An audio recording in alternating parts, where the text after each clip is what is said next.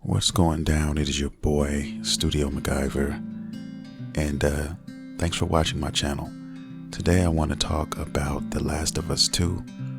I just finished the game, and I just want to talk about my thoughts and how I felt about my playthrough with this title. Let me first start off by saying this game, in my personal opinion, is a classic.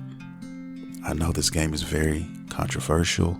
I know there's a lot of things going on surrounding this game. There's a lot of people that said that the game was shit, garbage, all of the above.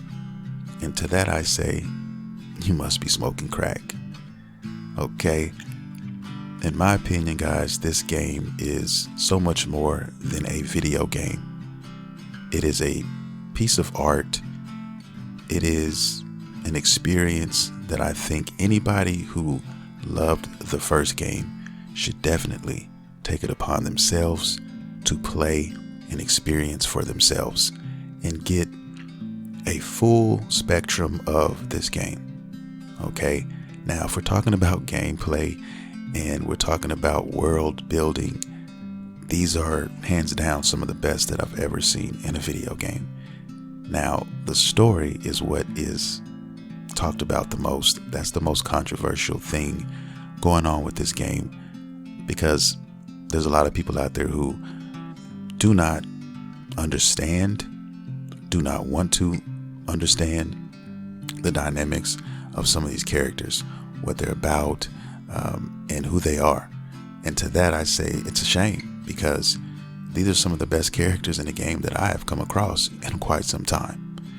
And Ellie as a character is, in my opinion, one of my favorite characters in the video game world, in the video game universe. And if we want to talk about the other character, the elephant in the room, so to speak, we're talking about Abby. And you play through the game with her for about 40% of the game, maybe even 45%. And I came away from playing with her, I felt great. I felt like she grew on me. I hated her at first, and I think that's what Neil Druckmann and Naughty Dog was trying to convey. They wanted you to hate this character. They knew you were going to hate this character.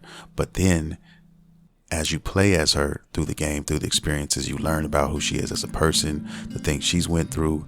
If you look on the other side of the coin, so to speak, you start to understand why she did what she did. And by the time I was finished with her playthrough, she was one of my favorite characters in this game. And I mean, I don't even know what else to say, man. I mean, the game has so many characters. It expands on so many things in this universe. And it teaches you something. It teaches you that, you know, revenge is not the answer. Revenge is not going to solve your problems. It's just not. And playing through these characters, playing through the game, you find that out slowly but surely. I don't know what else to say, man. I mean, the level design in this game is second to none. You can take on, you know, the same, I guess, goal, but you can do it different ways. So many great things about this game. I mean, the universe that they created here, man, is just breathtaking. It is so beautiful and tragic at the same time.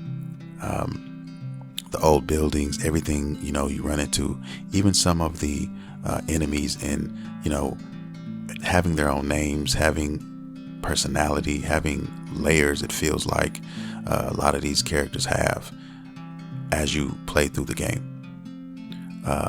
One of my favorite characters in the game is a guy named Manny, who was just dope, man. He was a fucking pimp. He fucked hoes, you know, all over the place, and he loved drinking beer and watching anime. Okay, I mean, what else? What's there to hate about this dude? You know what I'm saying? The cast is crazy. You have Isaac, who is the leader of the WLF, and he's a really, really mysterious character, man. A lot going on there. There's a lot of things that I loved about it. And if you guys didn't pay attention to the very end, I'm on my second playthrough, And when you start the second playthrough and you come up to the, I guess, the first screen that you see, if you remember, when you first start the game, you see a boat. And after you beat the game and you go through it a second time, you see another boat and you see it washed ashore. Now, at the end of the game, you learned that Abby was trying to find the rest of the Fireflies. And she found, or I should say, she made contact with them. And that boat that was washed ashore shows you that she made it to her destination. Her and Lev, the other character in this game, made it to their destination, and it's open-ended. It's left for the player to decide or to figure out what happened next. The same thing with Ellie's ending. What happened to her? She lost two of her fingers. She lost Dina, who left the house that they had, took everything with her, and the only thing that was left behind was all of Ellie's things. And when Ellie walks away at the end, man, it was so fucking sad, but at the same time, it was gratifying. It was hopeful in a sense to me, because you didn't know exactly where she was going. In my mind, she's going back to find Dina. She's probably headed back to Jackson and gonna find out if Dina's still gonna be waiting for her, or if she can win Dina back. It's a tragic story, but at the same time, it leaves you with some hope for these characters, and that's another thing I love about this game. So many great things to appreciate, and I just don't understand for the life of me why people are trashing the game, especially if the people who truly claim to have played it are saying these things. You're not going to change those people. They're going to hate the game for whatever reason, and that's fine. Especially if you've played the game and that's how you truly feel, then hey, so be it. But if you haven't played the game and you're jumping on bandwagons and you're leaving comments on Twitter and YouTube for likes, then I don't know what to fucking tell you.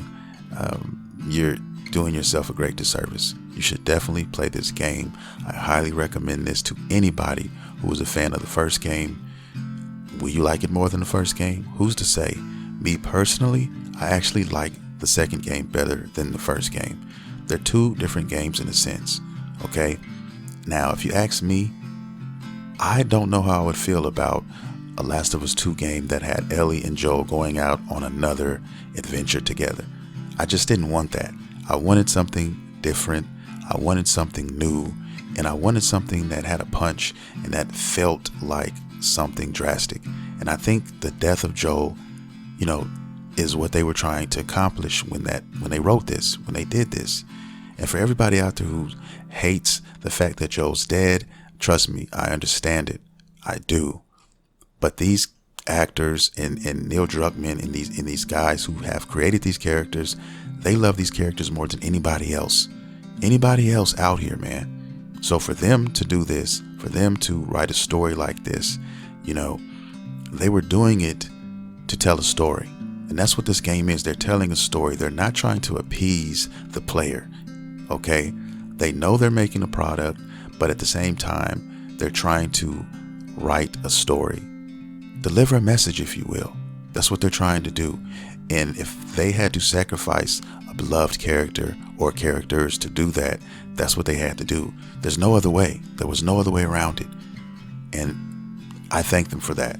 I really, truly do. As much as I love Joel, as much as I love Ellie, and some of these other characters that I fell in love with on my journey, when they didn't make it, when a lot of them died, I just chalked it up as part of the story that they were trying to tell. And that's fine with me. I just want to be entertained, guys. I did a video some weeks back about this game before it came out, and all I wanted to do was be entertained. Take me on a journey, make me believe, and I think they've done an excellent job at doing that. I really fucking do. This is Last of Us, The Last of Us. Okay, it's not about Ellie and Joel. Okay, that was the first game. But if you truly break down what The Last of Us means, in my opinion, they're talking about the human race. They're talking about a post-apocalyptic universe where anything can happen at any given time. And I think that is what they were trying to convey when they made this game. And to that I say, thank you, Naughty Dog. Thank you, Neil Druckmann. Thank you for everybody who was involved in making this wonderful, wonderful piece of art, this wonderful masterpiece. And I'll leave it at that. If you guys don't agree, hey, give me a thumbs down. Leave a comment in the comment section. We can talk about it. And I'm going to get out of here, man. Thank you guys for watching this video. If you like this content, if you enjoyed this video, then please hit that like and subscribe button. I'll be doing more videos on The Last of Us 2 and more videos, period. I put out videos 3-4 times a week. If you like that, then hey, just subscribe. Thank you guys for watching. This is Studio McGyver signing off.